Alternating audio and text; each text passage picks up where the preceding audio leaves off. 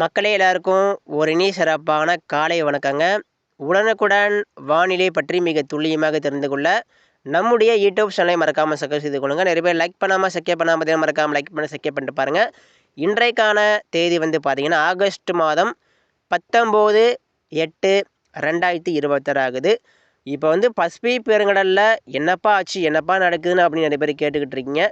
Pacific பெருங்கடலில் இப்போ வந்து சூப்பர் எல்லினோ வந்து தீவிரமாக அடைந்துக்கிட்டு இருக்கு. அது மட்டும் இல்லாமல் அது கொடுக்கக்கூடிய மாற்றம் தான் யாராலையும் கணிக்க முடியாத அளவுக்கு இருக்குது.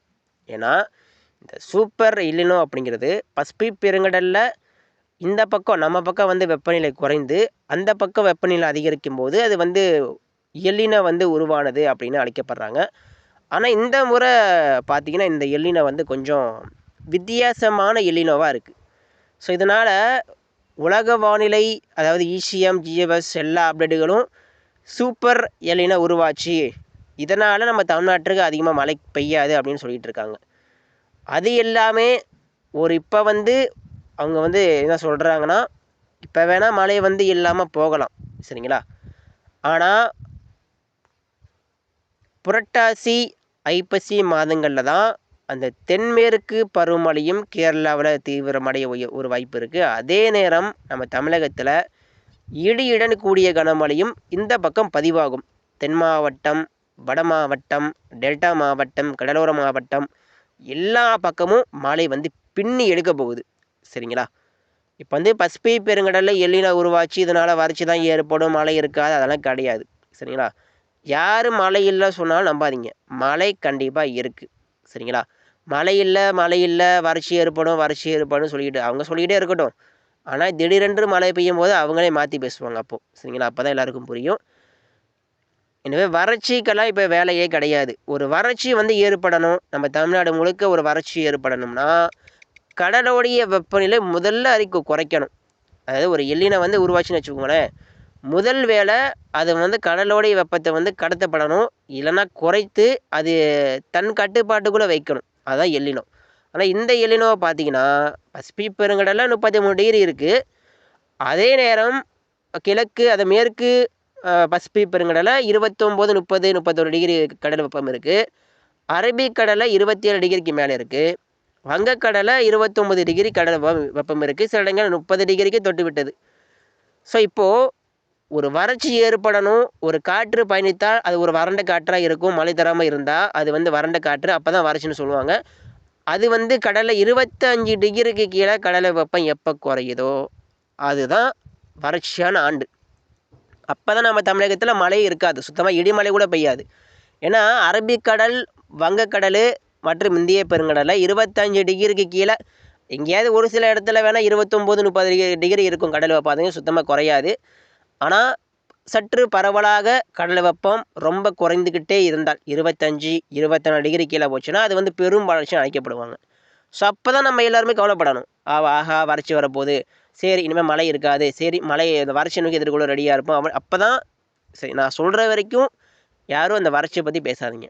நான் என்ன சொல்கிறேன், மழை பெய்யும், நல்ல மழை இருக்குதுன்னு நான் சொல்லிக்கிட்டு இருக்கேன், சரிங்களா? நான் வந்து தினசரி உங்கள்கிட்ட அதை கத்திக்கிட்டு இருக்கேன். நம்ம தமிழக மக்களுக்கு இது புரிய வைக்கணும். ஏன்னா நிறைய பேர் வந்து இப்போ வந்து வறட்சி ஏற்படும், வறட்சி அதெல்லாம் கிடையாது. ஸோ இப்போ வந்து முதல்ல வந்து வறட்சினா இந்த சவுதி அரேபியா பக்கம் சிக்கிருச்சு. சவுதி அரேபியா நாடு வந்து மேப்பில் இருக்குது. அங்கே வந்து மக்கள் இருக்காங்களா இல்லையான்னு தெரியல. ஏன்னா அங்கே வந்து ஃபோனே யூஸ் பண்ண முடியாது. அதே போல் ஃபேனு அது மட்டும் இல்லாமல் ஈரான் பக்கம் ரொம்ப அதிகமான வெப்பம். குறிப்பாக இந்த சவுதி அரேபியா வந்து இந்த எல்லினோவால் சிக்கிருச்சு. எல்லினோ கைப்பிடியில் இருக்காது சவுதி அரேபியா, சரிங்களா? வெப்பநிலை 52 டிகிரிக்கு மேலே தொட்டுருச்சு சவுதி அரேபியாவில். பாருங்கள், நம்ம வந்து 41 டிகிரிக்கே தாங்க முடியல, அங்கே 50 டிகிரி வெயில். ஸோ 41 டிகிரி எங்கே இருக்குது வெயில், 50 டிகிரி எங்கே இருக்குதுன்னு பாருங்கள். 200 டிகிரி ஃபேரன்ஹீட்டுங்க, நினைத்தே பார்க்க முடியல. அங்கெல்லாம் மக்கள் ரொம்ப பாவம். யாருக்கும் எதுவும் ஆயிடக்கூடாதுன்னு வேண்டிக்குவோம் நம்ம எல்லோரும், சரிங்களா? அங்கே இருக்கக்கூடிய மக்களுக்காக நம்ம எல்லோரும் பிரார்த்தனை பண்ணிக்குவோம், யாருக்கும் எதுவும் ஆயிடக்கூடாதுன்னு, சரிங்களா? ஏன்னா நான் ஒவ்வொரு முறையும் உலக வானிலை இப்போலாம் எடுத்து பார்த்தோம்னா ஒரே பயமாக தான் இருக்குது. ஒரு பக்கம் என்ன புயல் கிடக்குது, அந்த பக்கம் தாக்குது, இந்த பக்கம் டால்மியன் புயல், இந்த பக்கம் வந்து ஜப்பான் இந்த பக்கம் புரட்டி போடுது, சீனாலாம் இருக்கா, இந்த சீனா பக்கம் அங்கே ஒரு புயல் தாக்கிட்டு இருக்குது, வடகொரியாவில் ஒரு புயல் போயிட்டு இருக்குது, அப்புறம் இந்த பக்கம் வெயில், அப்புறம் அந்த வட அமெரிக்கா பக்கம் சூப்பர் எல்லினோ. இப்படி நம்மளாவது கொஞ்சம் பாதுகாப்பாக இருக்கும். நம்மளால இந்த வெயில் கொஞ்சம் அதிகமாக அடிக்க தொடங்கிடுது, அவ்வளோதான் வித்தியாசம். ஆனால் பிற உலக நாடுகள் பக்கம் போனால் ஒன்றுமே இல்லை. ஏன்னா அந்த அளவுக்கு எல்லினை வந்து தன்னுடைய வேலையை காட்டிருக்கு, சைலண்டாக காட்டிகிட்டு இருக்கு. யாருக்கும் இது வந்து தெரியப்படுத்தாது, சைலண்டாக காட்டிகிட்டு இருக்கு வேலை. எனவே பயப்படாமல் பதட்டப்படாமல் இருங்க. சரிங்க. நான் என்ன சொல்ல வரேன்னா, என்னுடைய கணிப்பு என்ன சொல்லுது, தனிப்பட்ட கணிப்பு, என்னுடைய மணிகண்டன் ஃபோர்காஸ்டிங் என்னுடைய கணிப்பு என்ன சொல்லுதுன்னா, இப்போ வந்து கடல் வெப்பம் சாதகமாக இருக்குது. ஏன்னா கடல் வெப்பம் 25 டிகிரிக்கு மேலே இருந்தால் தான் கடல் வழியாக வரக்கூடிய காற்றில் ஈரப்பதம் இருக்கும், நீராவி காற்று இருக்கும்.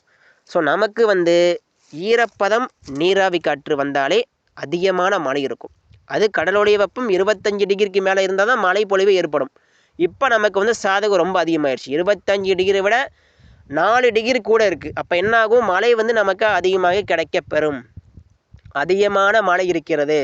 புரட்டாசி ஐப்பசி மாதங்களில் வரலாற்றில் காணாத அளவிற்கு மழையும், சில இடங்களில் பல்வேறு மேக வெடிப்பு மழையும் பதிவாகும். சரிங்களா.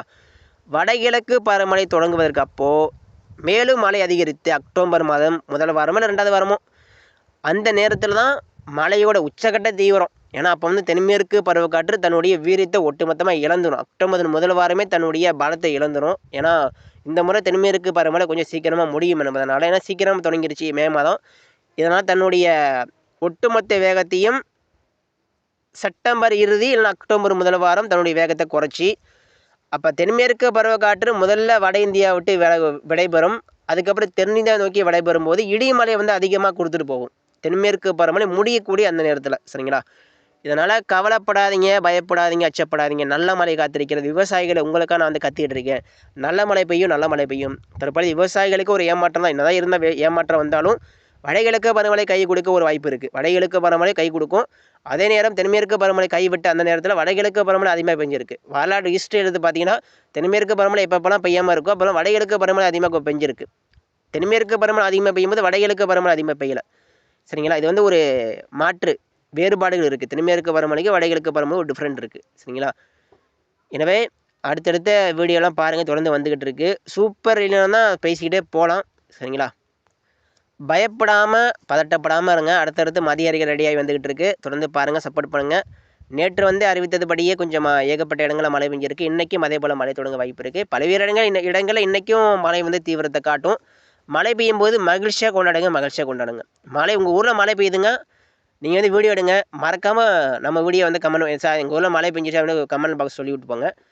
நல்ல மழை இருக்கிறது உங்கள் ஊர் பக்கம் மழை வந்தால், உங்கள் மாவட்டத்தில் மழை பெஞ்சால் மகிழ்ச்சியாக ஏற்றுக்குவாங்க. வெறுத்துதாதீங்க மழையை ஒருபோதும். மழை இல்லைன்னா ஒன்றுமே பண்ண முடியாது. பாருங்கள், மழை வந்து மிக முக்கியமாயிருச்சு. சரிங்களா. அடுத்தடுத்து வரக்கூடிய மாதங்களில் மழைக்காக எல்லாருமே பிரார்த்தனை பண்ணுவோம். கண்டிப்பாக மழை பெய்யும், ஏமாற்றாது. நன்றி, வணக்கம். அடுத்தடுத்த அறிக்கை வந்துக்கிட்டு தொடர்ந்து பாருங்கள்.